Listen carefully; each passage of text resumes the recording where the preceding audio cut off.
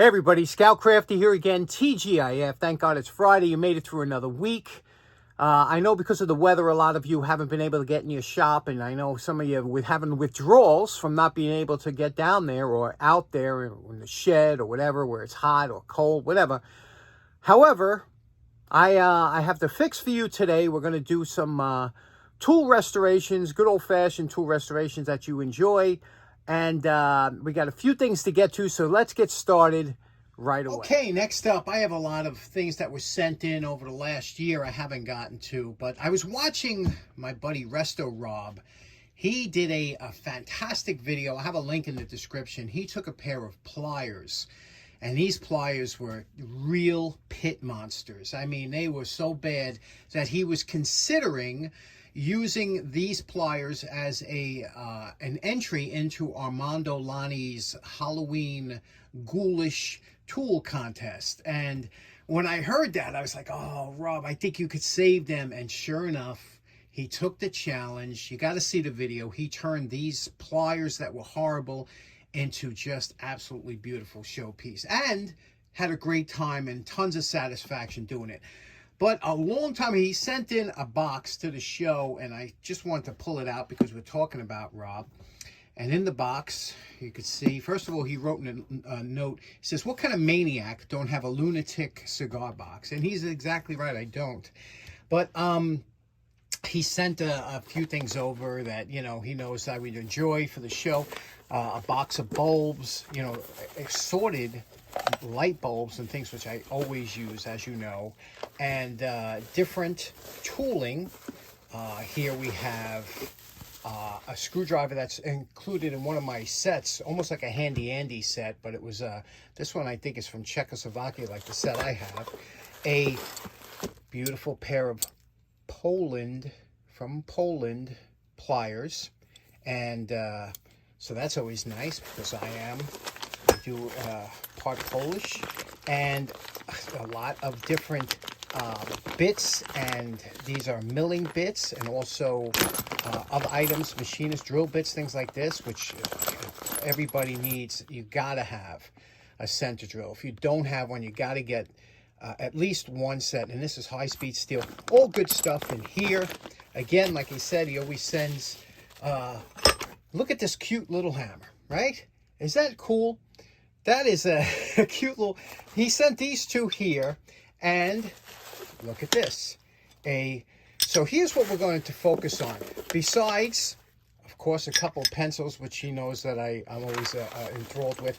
And I guess Dano sent this over. This is from Dano, our good friend Dano, and sent over some bits. And I'm thinking of making a tool to hold these bits. These are carbide bits, and I think we can make a tool, because I already made one for high-speed steel. I think we can make one for the carbide bits, so that should be fun. So Dano, thank you for that.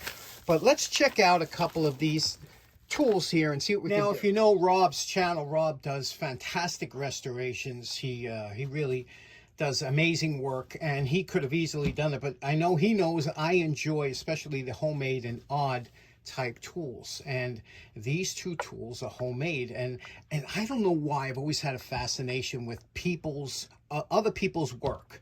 And you know, a lot of times when I get it, I try and either preserve it or kind of, you know, make it usable again. So that's what we're going to do. But this one here, first of all, this is an unusual hammer, and believe it or not, these little hammers do come in handy, especially if you're trying to tap something into true on the lathe or whatever. So this one is just going to need a cleanup. You could see what that looks like, right? It's mushroomed. We always like to take that down. So we'll fix that up, you know, straighten it out. We don't need the dake to straighten this out. It's not like heavy duty. However, this one here, this is a challenge. Now, let me show you about this one here and why this presents its own challenges. This is a fun, interesting project. Now, why I find this so fascinating, because it's obviously homemade. I love homemade tools, and this one was probably made in a high school shop or something, because there are certain criteria they have to do in a high school shop. One of them is they have to turn down a handle, and you can see this is turned down. They have to thread which they did up here. They threaded an area that they screwed into the head, and they have to knurl. That's another thing. So all of them were done well. The balance of a lot of these school hammers are absolutely horrible, because what makes a hammer well balanced is when you have a light handle and the head size or weight of your choice. For example, this little hammer here, very lightweight handle, and the weight is up here. So when you're using it, it's very balanced, very comfortable.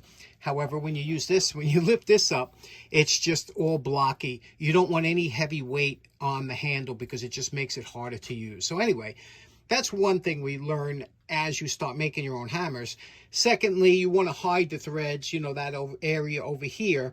So what you want to do is, a lot of times you want to counterbore that area so that this shoulder goes into the head and you don't see any threads. Again, that's a newbie kind of mistake, or you'll see on amateur or high school projects, things like that. Other than that, it's his stamps here, JE, whatever that. And you can see the stamps are off. One is here, one is here. Again, it's little things like this that, your early projects you look back on and you say, oh, and that's how you get better. So we're going to, and one last thing here, and it happens a lot. The head is cocked a little bit. Now, I told you I like a negative rake, so this side for me would be good. And I don't know if you could see it. You could see it two different ways. One, you could take something that's a straight edge, you could hold it against the shaft and have something white in the background. And you'll see over here, if you look under the head, you could see there's a more of a space near the shaft than there is near the tip. But if I flip it this way, it's just the opposite. There's more of a space near the, let me get that so you can see it with the light, more of a space near the tip than there is near the shaft. So it's cocked. And you can also see it here if you look at the shaft. There's a space there, and here it's touching. So normally it's fine if you're going to use this side of the hammer, but when you have a double face hammer, you tend to want to keep them straight, because if you grab it the wrong way, you have an opposite rake here, and it could just mess you up. So anytime you're going to have a double face hammer, have it straight. A single face hammer with a ball at the end or something, you could do that cant or whatever. So we got to straighten that out, clean it up. Let's take it to the wire brush. Here's our post-wire brush evaluation. Always enjoyable to see the knurling come back. We're still going to go over it again, but that's just beautiful, right? And you can see we cleaned everything up. Now we're going to go over this here with the belt sander just to clean this up, because there are some nicks, and of course the face has a little damage here. But first we want to address that little cant. So let's take it over to the Dake and see if we can't just press this down. Everybody's favorite, the Dake. Let's check out the setup. Okay, now here's the setup. What we want to do is, there's one side that's elevated over the other side. You can see here because of the gap. This is the side. So we're going to put this under the hydraulic press here, and we're going to rest on a piece of wood. However, as you know, when you put some pressure on here, it's going to want to kick out, because the pressure's on one side of the hammer. It's going to want to kick it out this way. So what we're going to do is take a block of wood, place it between the side here and here, so that it can't go anywhere. It can't kick out, and it can only press down. So let's give that a shot. Okay, now I don't expect this to take a lot of pressure, but again, I'm holding my hand here in case it shoots out. We don't want it shooting out across the shop or hitting me in the head. I'm going to press down a little bit, and you see now it's pushing one side, but it's okay. It'll lock down, and we'll come down a little bit. We only have, this is a little over 1.5 tons. Okay, we'll take it down a little bit further, and then raise it up. And then we'll take a look and see how that works. Okay, we have a little more to go. I'm going to angle it a little bit. Now that we made a dent into this bottom wood, we got kind of a pocket. I'm going to angle it so that it's straight down between the press and the bottom. And I'm going to try and see if that will move it a little bit more. Again, I'm going to hold it, putting some pressure here. There we go. Definitely a little more movement. Let's take a look, see how close. Now we're going to have to use the square because you can't really do this by eye. Okay, we definitely made some movement. The problem is, I think I might have went a little too far. Here's the square again, against the shaft, raising it up. Now keep an eye on that white paper underneath the crack, okay? And you can see we got a little bit of a gap towards the edge, right? But when we flip it around, it's a little bit of a gap. So I just have to go back a little bit, but it's extremely close. So much so it's hard to tell by the eye. We tweaked it just a little bit. You can see here we are flat here and flat there, square. So that's good to go. And now we're just going to clean up the faces with the belt sander and get this ball nice and shiny like I like it. And this one will be good.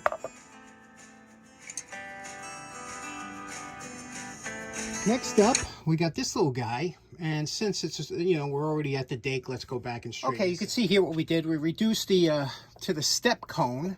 Okay, this is the step cone here, which will allow you, okay, and what we're going to do is move it down. You can see the high spot here. Can you see how it's bent there?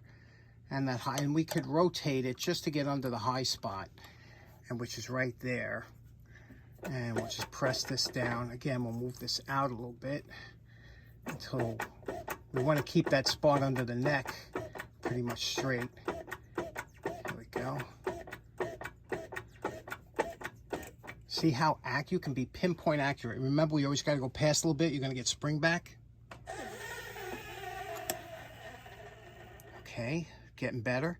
Now we have to determine where the bend is here, which is right about there.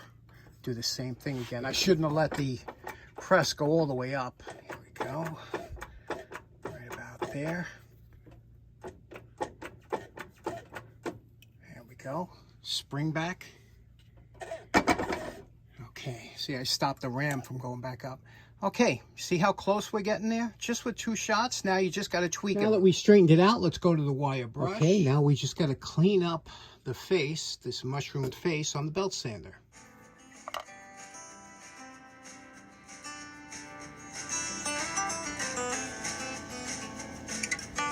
Last up, we have this screwdriver, and this is interesting in a whole bunch of different ways. First of all, you can see the grind here, and we all know from trying it ourselves how difficult it is to get a proper, good grind on there that doesn't look kind of wonky. This one here is just a little bit off, close, a little bit wonky. We all know how hard it is. So, you know, but the handle.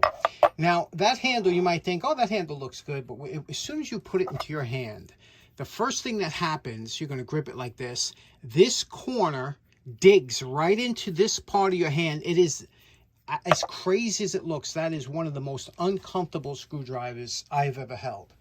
Only because of this corner back here. So that corner's got to be eliminated. And you can see it's been a little chowdered up here. You can see here on this this Wiha screwdriver, you could see how this bevel, you see that nice curve here, so that when it goes into the palm of your hand, the swell, it's very comfortable, you know? Whereas if you put this in this thing digs in. There's no forgiveness there. So what do you say we fix that somehow? Think about it, fix it, and have some fun with this one. Now, I want to have some fun with this screwdriver handle, but the problem is it has kind of a square shank. It's not a round shank. It's kind of in between, and it doesn't run true. Let me show you what I mean. See how that doesn't really run true. So sometimes to true things up, I made this little adapter. It's got just a bearing on here, and if you put it against the edge, like here, right? Sometimes you could get things that are out of true to run a little bit more true.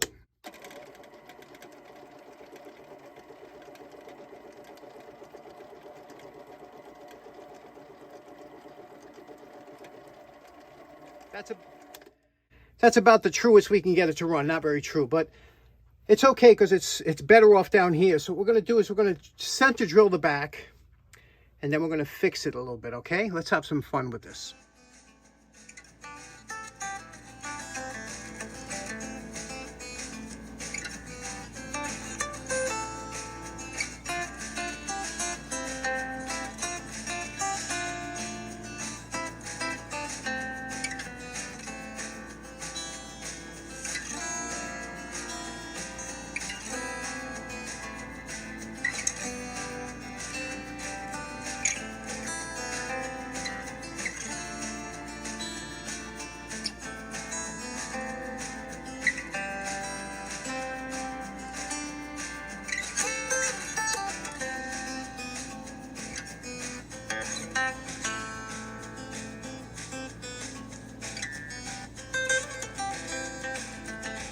Now, you know my favorite part. Remember what Rob's tools look like before we started.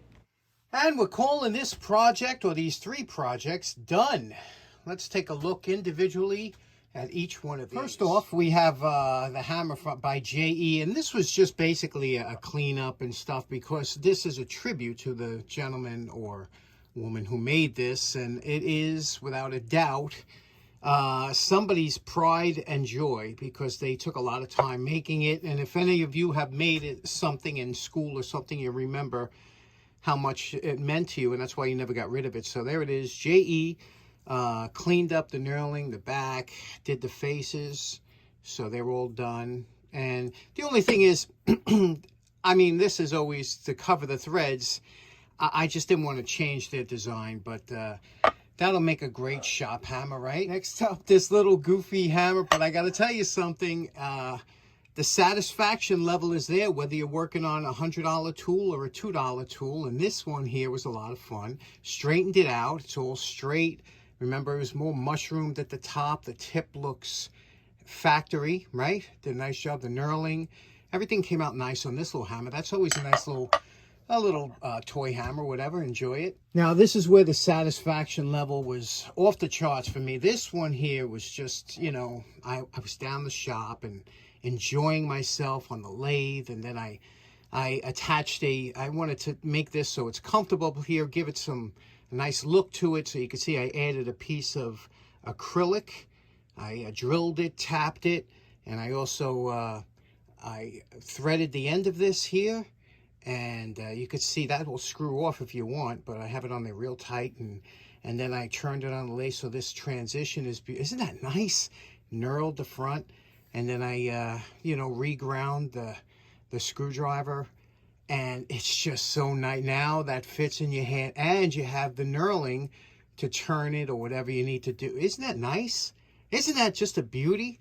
I love it. This is turned out, and I think somebody poured this aluminum, because it did have some inclusions in it, so it's not like a drawn piece of 60/60. So somebody might have cast this around the screwdriver, which I think is what they did. Whatever the case, there it is. Isn't that a beauty? I actually love this screwdriver now. So in closing, special thanks to Resto Rob, my good buddy, and go check out what he did to those pliers, and you'll see what I'm talking about, satisfaction.